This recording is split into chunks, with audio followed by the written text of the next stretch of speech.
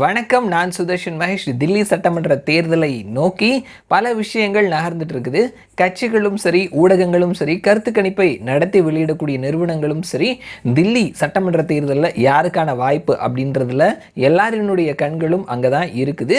So களத்தில் Aam Aadmi, BJP, Congress அப்படின்னு சொல்லிட்டு மும்முனை போட்டி இருக்குது. 3 பேருமே இறங்கி அடிச்சுட்டு இருக்கிறாங்க அப்படின்றத நம்ம பார்க்க முடிகிறது. சில 5 ஆண்டுகள் அங்கே ஆம் ஆத்மி ஆட்சியில் இருக்கிறாங்க. கருத்து கணிப்பு முடிவுகள் அப்படின்ற பெயரில் யாருக்கு எவ்வளோ சீட்டு கிடைக்கும், யாருக்கான வாய்ப்பு இருக்குது அப்படின்றதையும் நம்மளுடைய சேனலில் நம்ம போஸ்ட் பண்ணிட்டு இருக்கிறோம். இந்த வீடியோவில் நாம் தில்லி மக்களினுடைய மனநிலைமை எப்படி இருக்குது, என்ன மாதிரியான பிரச்சனைகளை அவர்கள் முன்னிறுத்தி அவர்களுடைய மனதில் வைத்துக்கிட்டு வாக்கு செலுத்த போகிறாங்க அப்படின்னு சொல்லிட்டு சமீபத்தில் இந்தியா டுடே சி ஓட்டரோட சேர்ந்து சில கேள்விகளை கேட்டு அதற்கான பதில்களை வாங்கியிருக்கிறாங்க. என்ன மாதிரியான கேள்விகளை கேட்டாங்க, மக்கள் அதற்கு என்ன பதில் சொன்னாங்க அப்படின்றத இந்த வீடியோவில் நாம் தெரிஞ்சுக்க போகிறோம். முதலாவது கேள்வி, இந்த தேர்தலில் முக்கியமான பிரச்சனை என்ன அப்படின்ற கேள்விக்கு வேலை வாய்ப்பின்மை அப்படின்னு சொல்லிட்டு 21.5% மக்களும், மின்சாரம், தண்ணீர், சாலை அப்படின்னு சொல்லி 18% மக்களும், பண வீக்கம் அப்படின்னு சொல்லி 15% மக்களும், லா அண்ட் ஆர்டர், பெண்கள் பாதுகாப்பு அப்படின்னு சொல்லிட்டு 6.3% மக்களும், ஊழல் அப்படின்னு சொல்லிட்டு 5.4% மக்களும், வளர்ச்சி அப்படின்னு சொல்லிட்டு 2.7% மக்களும், கிளைமேட் சேஞ்ச் அப்படின்னு சொல்லிட்டு 1.4% மக்களும், சிஏஏ, என்ஆர்சி, நேஷனல் செக்யூரிட்டி இந்த மாதிரியான விஷயங்கள் முக்கியமான பிரச்சனைன்னு சொல்லிட்டு 0.9% மக்களும், விவசாயிகளினுடைய பிரச்சனைன்னு சொல்லிட்டு 0.8% மக்களும், மற்றவை அப்படின்னு சொல்லிட்டு 28% மக்களும் சொல்லியிருக்கிறாங்க. ஸோ இதில் நம்ம பார்த்தோம் அப்படின்னா எல்லா மாநிலங்கள்லையும் சொல்கிற மாதிரி வேலைவாய்ப்பின்மை முக்கியமான பிரதானமான பிரச்சனையாக பார்க்கப்படுது. அதை தாண்டி மக்களினுடைய அடிப்படை தேவையாக இருக்கக்கூடிய மின்சாரம், சாலை, தண்ணீர் இது முக்கியமான பிரச்சனையாக பார்க்கப்படுது. மற்றவை 28 அப்படின்னு சொல்லியிருக்கிறாங்க.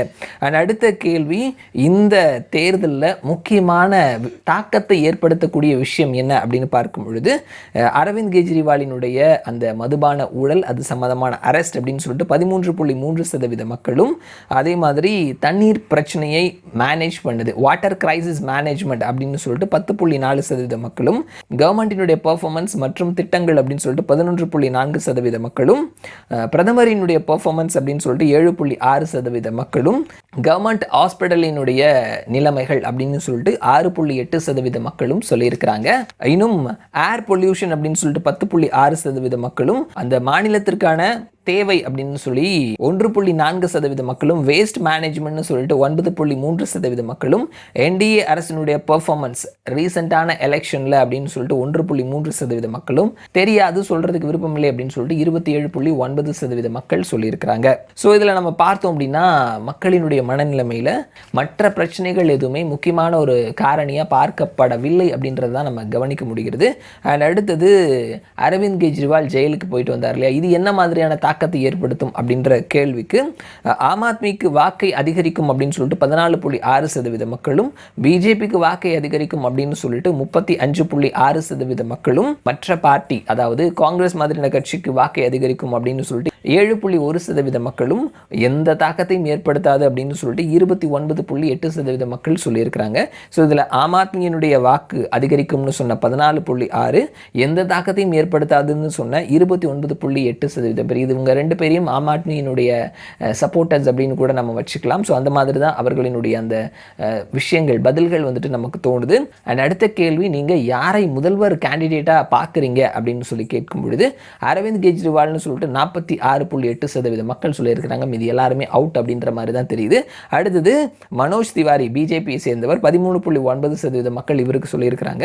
காங்கிரஸை சேர்ந்த அஜய் மேக்கன், அவருக்கு 2.9% மக்களும், ஆம் ஆத்மியை சேர்ந்த மணிஷ் சிசோடியா, அவருக்கு 0.9% மக்களும், விஜேந்திர குப்தா பிஜேபியை சேர்ந்தவர் 2.5% மக்களும், விஜய் கோயல் இவரும் பிஜேபியை சேர்ந்தவர் 4.5% மக்களும், ஆதிஷி 0.8% மக்களும் அவருக்கு ஆதரவு தெரிவித்திருக்கிறாங்க. பிஜேபியில் சிஎம் கேண்டிடேட்டுக்கு எத்தனை பேர் இருக்கிறாங்க அப்படின்றத பார்த்தோம் அப்படின்னா அங்கே எந்த அளவுக்கு உட்கட்சி பூசல் இருக்குது அப்படின்றத நம்ம மனதில் வைத்துக்கலாம்.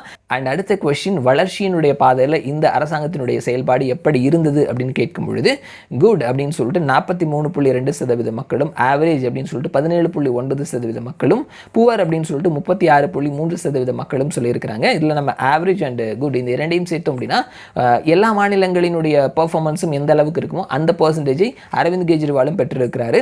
அடுத்தது இந்த அரசாங்கத்தின் மேலே நீங்கள் கோபமாக இருக்கிறீங்களா, அரசாங்கத்தை மாற்றணும் அப்படின்னு நினைக்கிறீங்களா அப்படின்ற கேள்விக்கு ஆமாம் கோபமாக இருக்கிறேன், இந்த அரசாங்கத்தை மாற்றணும்னு நினைக்கிறேன் அப்படின்னு சொல்லிட்டு 46.2% மக்கள் சொல்லியிருக்கிறாங்க. கோபமாக இருக்கிறேன் ஆனால் அரசாங்கத்தை மாற்றணும்னு நினைக்கல அப்படின்னு சொல்லிட்டு 2.7% மக்கள் இருக்கிறாங்க. அதே மாதிரி கோபம் கிடையாது, இந்த அரசாங்கத்தை மாற்றணும் அப்படின்னு நினைக்கவும் இல்லை அப்படின்னு சொல்லிட்டு 46.9% மக்கள் சொல்லியிருக்கிறாங்க.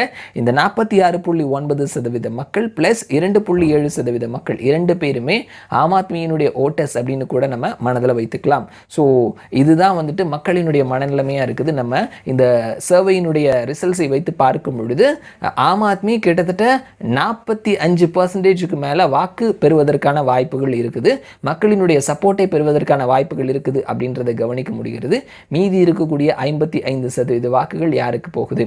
போன முறை மாதிரி காங்கிரஸ் 3-4% சுருங்கிட்டாங்க அப்படின்னா அந்த வாய்ப்பை மொத்தமாக பிஜேபி எடுக்கிறதுக்கான வாய்ப்புகளும் இருக்குது. பார்க்கலாம் என்ன நடக்குது, யாருக்கான வாய்ப்புகள் இருக்குது அப்படின்னு சொல்லிட்டு. மறுபடியும் நான் உங்களை இன்னொரு வீடியோவில் சந்திக்கிறேன். அது வரைக்கும் நன்றி.